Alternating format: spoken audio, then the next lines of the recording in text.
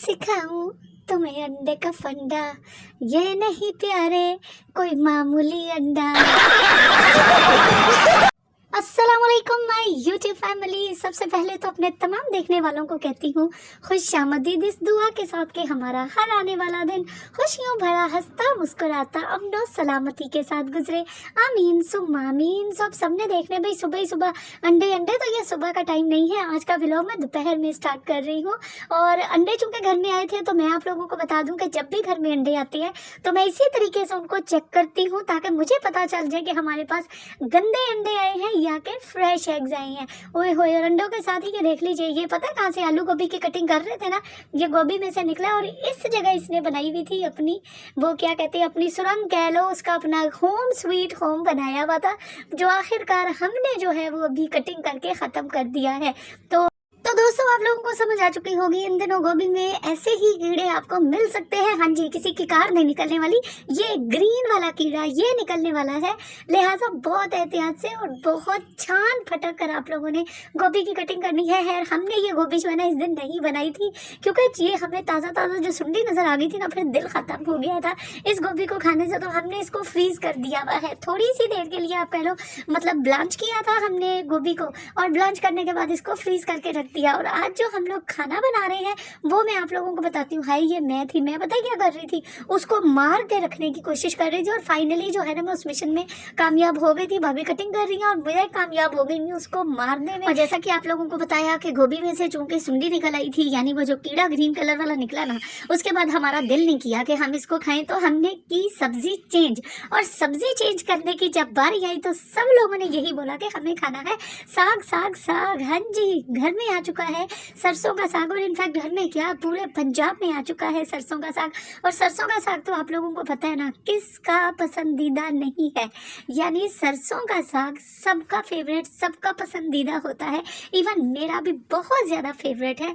और हम तो आप कहना कि थ्रू आउट द सीजन सरसों का साग अगर मुझे मिलता रहे तो मुझे कोई प्रॉब्लम नहीं है, मैं खाने के लिए रेडी हूँ। हाँ, थोड़ा सा हेल्थ इशू है जिस वजह से साग मैं नहीं खा सकती हूँ, लेकिन कोशिश ये मेरी होती है कि साग जो है वो हमारे घर में ज़्यादा मिकदार में और ज़्यादा दिनों तक मतलब कि पकता रहे। ऑफ एंड ऑन हम लोग पकाते ही रहते हैं। तो खैर साग जब भी बनता है बहुत ज़्यादा बनता है, तो जब ज़्यादा साग बनेगा तो उसकी कटिंग का जो थोड़ा सा मसला होता है ना, उसका हमने हल कर लिया हुआ है कि हमारे पास ये मशीन है। अब इस मशीन से हम लोग 10 किलो साग हो 15 किलो साग हो ईजीली उसकी कटिंग कर सकते हैं।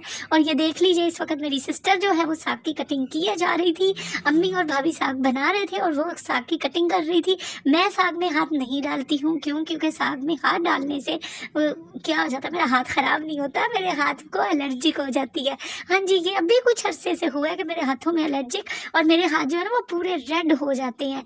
अब ये पता नहीं किस वजह से होता है, लेकिन खैर अब जब साग बन रहा था तो मैंने सोचा क्यों ना आप लोगों के साथ हमारी साग की रेसिपी, यानी हम साग घर पर कैसे बनाते हैं, वो भी शेयर कर लिया जाए। सो देख लीजिए, हमारा जो साग बनाने का तरीका है ना वो सबसे टोटली चेंज है, बिल्कुल मुख्तलिफ। साग आपने देख लिया मैं धो रही हूँ कितने 3 से 4 पानी में, क्योंकि पत्तों के साथ मिट्टी होती है, तो मेरी कोशिश होती है कि साग को ना खूब अच्छे तरीके से जो है वो मैं धो लूँ ताकि मिट्टी खूब अच्छे से निकल जाए। और अब थोड़ा सा तरकीब का सिलसिला देख लीजिएगा, आप लोग बहुत आसान तरीके से बनाती हूँ।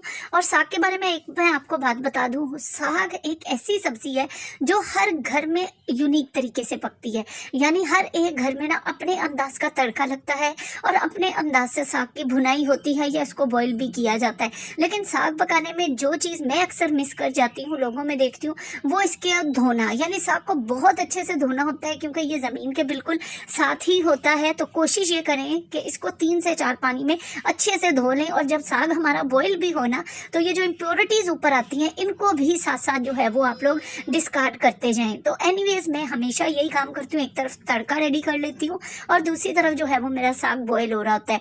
तड़का मेरी सिंपल वही होता है कि प्याज फ्राई कर लिया, प्याज और लहसुन, और उसके अंदर मैं ये जो सब्ज़ मिर्चें थी उनका पेस्ट बना के डाल देती हूँ। आधी चम्मच के करीब मैं लाल मिर्च लाजमी डालती होती हूँ, मेरी मदर लाल मिर्च नहीं डालती हैं, अपनी रेसिपी में, लेकिन मैं डालती हूँ लाजमी, ठीक है जी। और उसके बाद जब साग जो है वो 3 से 4 घंटे अच्छे से बॉईल हो जाता है, तो ये देख लीजिए हम लोग उसको कर लेते हैं ऐड ऑन अपने इस तड़के में जो हमने मसाला बनाया होता है। लेकिन यहाँ पर मैं आप लोगों को एक और बात भी बता दूँ कि हम लोग सिर्फ इसी तड़के पर गुजारा नहीं करते हैं। अभी मैं साग को जब बनाऊंगी ना, तो यहाँ मैं साथ साथ में साग को अच्छे से मैश करते जाती हूँ। हम फुल वाला जो है ना वो साग का पेस्ट नहीं बनाते हैं, ठीक है, फुल पेस्ट नहीं बनाते हैं, उसको सिर्फ और सिर्फ मोटा मोटा सा पीसते हैं। और उसके बाद देसी घी, ये देसी घी है और देसी घी का हम लोग लगाते हैं तड़का। उसमें कोई अदरक, कोई लहसुन, कुछ भी नहीं है। अगर आप लोगों के पास देसी घी नहीं है ना, तो आप लोग सादा बनास्पति घी से भी लगा सकते हो। तो सादा जो है बनास्पति घी वो होता है, और उसके साथ हम लोग साग डाल के, तो ये देख लीजिए यम्मी और टेस्टी साग रेडी हो जाता है। बहुत मज़े की रेसिपी है, ज़रूर ट्राई कीजिएगा। और हाँ, मुझे ये बताना आज मत भूलिएगा अपने कमेंट्स में कि आप लोगों को मेरी साग की तरकीब अच्छी लगी, यूनिक लगी या कि नहीं। और मुझे साथ ही दे इजाज़त, मिलती हूँ आपसे एक नई वीडियो में। अपना बहुत सारा ख्याल रखना है, मुझे दुआओं में याद रखना है। और थोड़ा सा दुख जो है ना फ्रेंड्स होता है, मेरी वीडियोस पर व्यूज़ नहीं आ रहे। मतलब मेरा जो है चैनल, ये मेरा तीसरा चैनल है, this is not my first channel. मैंने एक चैनल बनाया नहीं चला, मैंने दूसरा चैनल बनाया नहीं चला, अब ये मेरी तीसरी कोशिश है जो मैंने बनाई है। और मेरी तीसरी कोशिश भी नाकाम ना होने दीजिएगा। मैं चाहती हूँ कि मेरा ये चैनल चले किसी तरीके से और मुझे भी व्यूज़ मिले, क्योंकि जो बंदा यूट्यूब पर आए ना, उसकी ख्वाहिश तो यही होती है कि उसका भी कुछ नाम हो। लेकिन वो कहते हैं ना, किस्मत के सिवा और किस्मत से ज़्यादा वक्त से पहले कुछ नहीं मिल सकता। तो देखते हैं मेरा कब वक्त आना है और मेरी किस्मत में क्या लिखा है।